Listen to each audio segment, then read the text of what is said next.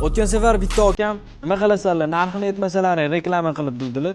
Okajonim, siz uchun bugun hamma mana shu kiyimlarimizning narxini aytib chiqamiz. Yaxshilab o'rnashib oling. Xullas, kurtkamizning narxi 1,160,000 so'm. Xo'p, chimdagi amerikankaning narxi 235 ming. Shimimizni ko'rib turibsizlar, juda ham chiroyli, 335 ming so'm. Xo'p, oyoq kiyimimiz brendoviy Zara'dan 345 ming so'm. Xo'p, ana endi sizlar kommentariyaga yozib ketinglar.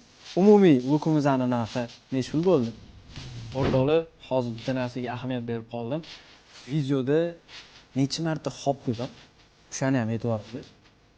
Bu kiyim xarajat emas. Bu o'ziga bo'lgan ishonchga qilingan katta sarmoya. Natijasi esa bir kun albatta seziladi.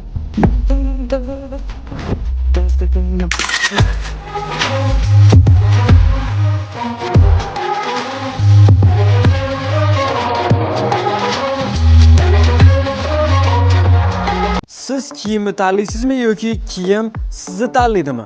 Xullas, men bugun ikkinchi variantni tanladim. Natijasini bo'lsa o'zingizlar ko'rib turibsizlar. Fabrice